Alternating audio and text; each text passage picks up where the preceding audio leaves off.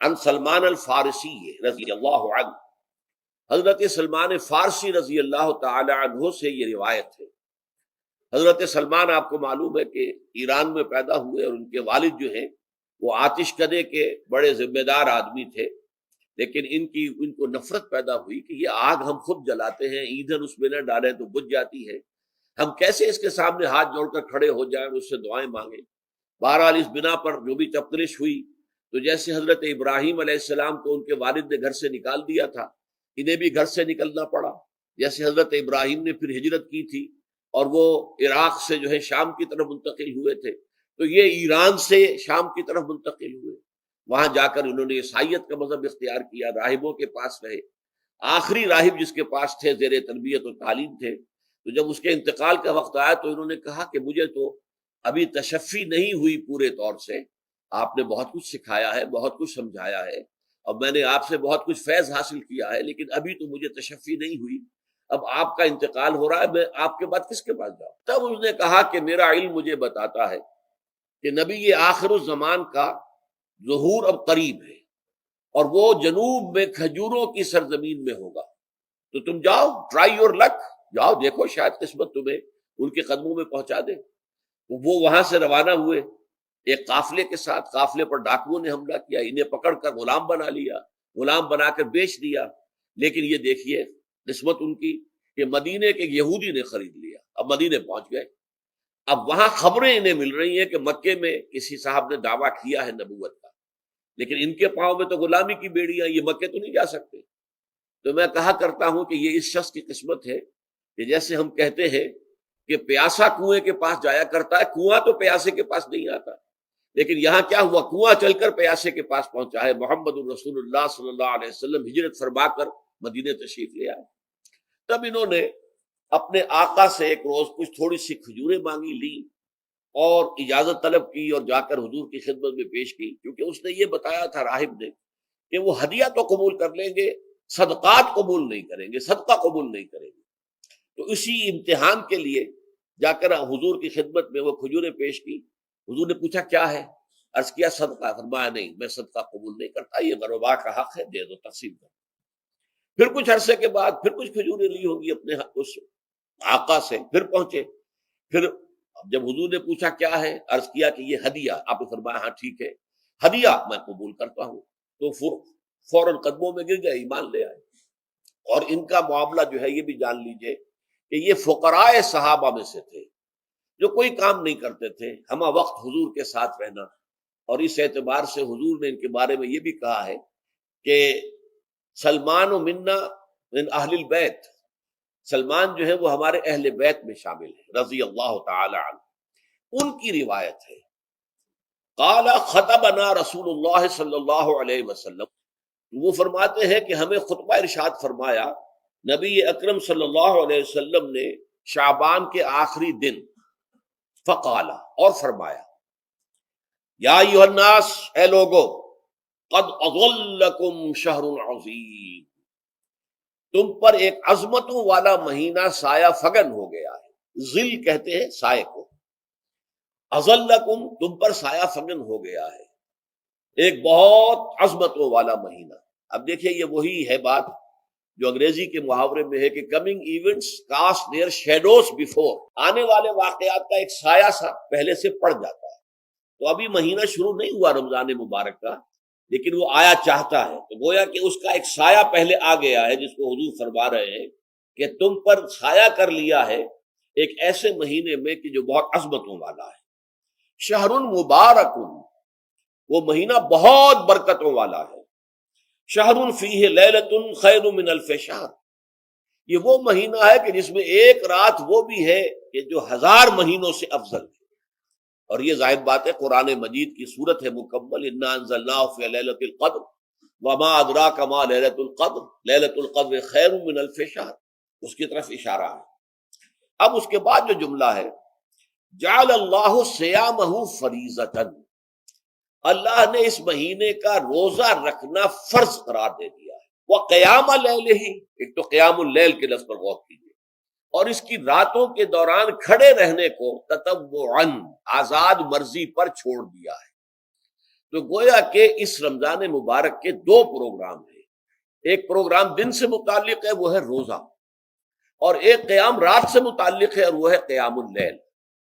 دن کا پروگرام فرض ہے، رات کا پروگرام فرض نہیں ہے، لیکن ایک طرح کی تشویق اور ترغیب، اس کے لیے جو ہے تحریص یہ موجود ہے۔ ورنہ تو یہ ہے کہ ہر رات جو ہے اس میں تہجد آپ پڑھیں، رات کو کھڑے رہے، وہ اللہ تعالیٰ کو بہت پسندیدہ ہے۔ تہجد حضور کے لیے تو فرض کے درجے میں رہی ہے، لیکن عام مسلمانوں پر فرض نہیں ہے۔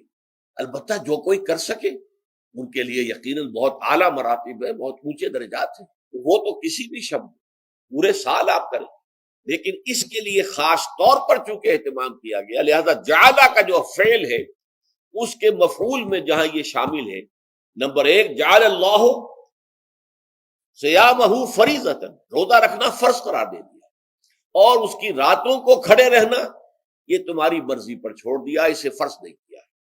بس اس تمہید کے بعد اب میں شروع کروں گا استقبال رمضان کے ضمن میں روزے کی حکمتیں کیا ہیں، اس کے احکام کیا ہیں۔ نمبر ایک، شریعت محمدی میں روزے کی تدریجی فرضیت، یہ جو تمہیدی مضمون ہے اس ضمن میں وہ بہت اہم ہے۔ پہلی بات یہ جان لیجئے کہ اہل عرب جو ہے، قریش بھی، اہل مکہ اور قریش کے تابع بقیہ تمام بنی اسماعیل بھی، اور ان کے تابع جو بھی عرب میں دوسرے قبیلوں کے لوگ تھے کہ جو عربی تھے اور مشرک تھے، وہ سب اس کے اندر مراد ہیں۔ تو فرمایا گیا کہ ان لوگوں میں روزے کی عبادت معروف نہیں تھی۔ یا تو یہ ہے کہ حضرت ابراہیم علیہ السلام کے زمانے میں روزے کی عبادت تھی ہی نہیں، کیونکہ یہ لوگ اپنے قول کے مطابق ملت ابراہیم پر تھے، لیکن یہ ہے کہ بہرحال روزے کی عبادت سے ناآشنا تھے۔ کیا وجہ ہے یہ ہم نہیں جانتے۔ آپ کو معلوم ہے نماز سے وہ واقف تھے، اگرچہ اس کا حلیہ انہوں نے بگاڑ دیا تھا، تالیاں بجاتے تھے، سیٹیاں بجاتے تھے یہ، لیکن نماز کہتے تھے اسے نماز۔ طواف سے وہ واقف تھے، اگرچہ اس کے ضمن میں اتنی گھناؤنی حرکت بھی کی تھی کہ مرد اور عورتیں وہ بالکل برہنہ ہو کر طواف کرتے تھے، تو اسے بہت فضیلت والی بات سمجھتے تھے، بہت خدا رسیدگی کی بات سمجھتے تھے کہ کامل برہنہ ہو کر طواف کیا جائے، لیکن بہرحال طواف تھا۔ اسی طرح قیام عرفہ، قیام منی یہ بھی موجود تھے۔ تو حج کے بھی بہت سے ارکان جو ہیں وہ ان کے ہاں معروف تھے، اور ویسے خیرات و صدقات، چاہے زکوٰۃ ایک خاص نظام کے تحت نہیں تھی، لیکن زکوٰۃ و صدقات، بھوکوں کو کھانا کھلانا، یہ ان کے ہاں اعلیٰ اقدار میں یہ چیزیں شامل تھی، اخلاقیات کے اونچے مقامات میں۔ کہ صوم کا ان کے ہاں قطعاً کوئی ذکر نہیں تھا، روزے کی عبادت جو ہے ان کے ہاں بالکل نہیں تھی۔ البتہ صوم کا لفظ موجود، یہ لفظ وہ استعمال کرتے تھے اپنے گھوڑوں کے لیے، روزہ رکھواتے تھے گھوڑوں کو۔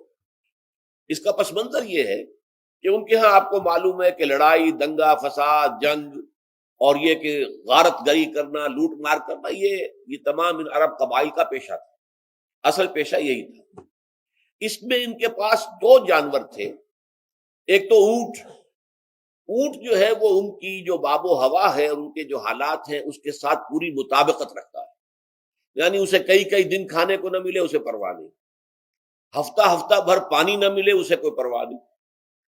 اس اعتبار سے دھوپ کی کتنی ہی جو ہے تپش ہو، اونٹ کو کچھ نہیں کہتی، لیکن یہ کہ وہ سست رفتار جانور ہے۔ لڑائی کے لیے، جنگ کے لیے، خاص طور پر غارت گری جہاں کرنی ہو، جہاں جا کر گویا کہ ڈاکہ مارنا، پھر دوڑنا ہے، بھاگنا ہے، واپس جانا ہے، تو انہیں گھوڑے کی ضرورت ہوتی تھی جو سریع الرفتار ہے، لیکن گھوڑے میں یہ اوصاف نہیں تھے۔ وہ بھوک کو برداشت نہیں کر سکتا، مزمحل ہو جائے گا، وہ پیاس کو برداشت نہیں کر سکتا، مزمحل ہو جائے گا، وہ دھوپ کو برداشت نہیں کر سکتا، مزمحل ہو جائے گا، اور اگر یہ گھوڑا مزمحل ہو جائے تو سوار کا کیا حشر ہوگا، وہ آپ اسے اندازہ کر لیجئے کہ اصل میں تو پھر ہلاکت سوار کی ہوگی۔ اس لیے وہ اسے تیار کرتے تھے جنگ کی صعوبتوں کو برداشت کرنے کے لیے۔ اس کا دانہ پانی بند کر دیا، اور اس کا منہ جو ہے وہ عرب بدو جو ہوتا تھا خود تو اپنا چہرہ اور سر لپیٹ لیتا تھا کپڑے کے اندر، جب وہ چلتی تھی ان کے ہاں باد سموم، تیز آگ جیسی ہوا جو ہے جس کے اندر ریت کے ذرات بھی ایسے ہوتے تھے گویا کہ کسی بھاڑ کی جو ہے اس کے اندر کی ریت جو ہے وہ چلی آ رہی ہے، تو گھوڑے کا رخ ادھر کر کے کھڑے کر دیتے تھے اس کو، خود اپنے منہ پر ڈاٹا باٹا باندھا ہوا اپنی حفاظت کے لیے، تاکہ اس کے اندر دھوپ کی سختی برداشت کرنے کی عادت پیدا ہو۔ پیاس کی برداشت کرنے کی عادت پیدا ہو جائے، بھوک کو برداشت کرنے کی، اس کو کہتے تھے صوم۔ صوم کے لفظی معنی رک جانا۔ اب یہ کھانے پینے سے رکا ہوا ہے، اور یہ دھوپ کی سختیاں برداشت کرنے کے لیے دھوپ کے اندر، اور وہ جو آتی تھی وہاں پہ باد سموم، اس کے اندر بھی اس کا سامنا کرنے کے لیے تیار ہے۔ تو یہ پس منظر ہے روزے کا لغوی اعتبار سے، اور یہ کہ اہل عرب جو ہے پرانے وہ اس عبادت سے ناواقف تھے، لہٰذا ہمیں پورے مکی قرآن میں اس کا کہیں ذکر نہیں ملتا۔ البتہ مدینے میں جب حضور تشریف لائے اور صحابہ کرام ہجرت کے بعد، تو یہاں آپ نے دیکھا کہ یہودی جو ہے وہ روزہ رکھتے ہیں یوم عاشورہ کا، 10 محرم کا۔ تو حضور نے دریافت کیا کہ یہ تم 10 محرم کو روزہ کیوں رکھتے ہو؟ تو انہوں نے کہا کہ یہ دن ہماری نجات کا دن ہے۔ 10 محرم کو اللہ تعالیٰ نے فرعون کو غرق کیا تھا اور ہمیں نجات دی تھی اس کے ظلم و ستم سے، تو شکرانے کے طور پر ہم روزہ رکھتے ہیں۔ تو حضور نے فرمایا کہ موسیٰ کے تو پھر ہم تم سے زیادہ حقدار ہیں، ہم موسیٰ کو مانتے ہیں علیہ الصلوۃ والسلام، اور ان کی عزت کرتے ہیں، قدر کرتے ہیں، تو ہم بھی روزہ رکھیں گے۔ تو آپ نے صحابہ کو حکم دیا کہ عاشورہ کا روزہ رکھا جائے۔ پھر کچھ عرصے کے بعد اللہ تعالیٰ کی طرف سے حکم آ گیا، اور یہ حکم جو ہے اس رکوع کی پہلی آیت کے اندر ہے، یا ایھا الذین آمنوا کتب علیکم الصیام کما کتب علی الذین من قبلکم لعلکم تتقون۔ لیکن جیسا کہ میں بعد میں بتاؤں گا، یہ حکم صوم رمضان کا نہیں ہے، بلکہ یہ کہ اللہ کے حکم سے پہلے 3 دن کے روزے فرض کیے گئے۔ ہر مہینے کی 13ویں، 14ویں اور 15ویں تاریخ کو روزہ رکھو۔ اس میں بڑی حکمت تھی، کیونکہ یہ عرب عادی نہیں تھے روزے کے، تو انہیں تدریجاً خو کر کرنا تھا۔ ظاہر بات ہے کہ 30 دن جو ہے وہ تو ایک بڑی مدت ہے، اور ظاہر بات ہے کہ مئی کا مہینہ بھی آ جائے گا، اس میں جون بھی آئے گا، جولائی بھی آئے گا، قیامت خیز مہینے آ جائیں گے، تو بڑی ہمت جواب دے جائے گی۔ تو پہلے روزہ ہر مہینے 3 روزے رکھنے کی ان کو مشق کرائی جائے تاکہ یہ عادی ہو۔ یہ 3 روزے اگر مئی میں بھی آ گئے، جون میں بھی آ گئے، تب بھی ٹھیک ہے، اس کو انسان 3 دن کی تو مشقت برداشت کر سکتا ہے۔ تو پہلے یہ کیا گیا، لیکن اس کے ضمن میں یہ حکم دے دیا گیا، اس کو کہتے ہیں وجوب علی التخییر، یہ اختیار دے دیا گیا کہ یہ 3 روزے تم پر واجب کیے جا رہے ہیں، لیکن یہ کہ اگر تم یہ روزے نہ رکھو تو تم فدیہ دے سکتے ہو، ایک مسکین کو کھانا کھلانا صبح و شام۔ یہ ہے وجوب علی التخییر۔ دوسری رعایت یہ دی گئی کہ اگر کوئی شخص ان 3 تاریخوں میں بیمار ہو یا سفر پر ہو تو وہ تعداد دوسرے دنوں میں پوری کر لے۔ یہ ہے گویا کہ سب سے پہلا حکم جو دیا گیا ہے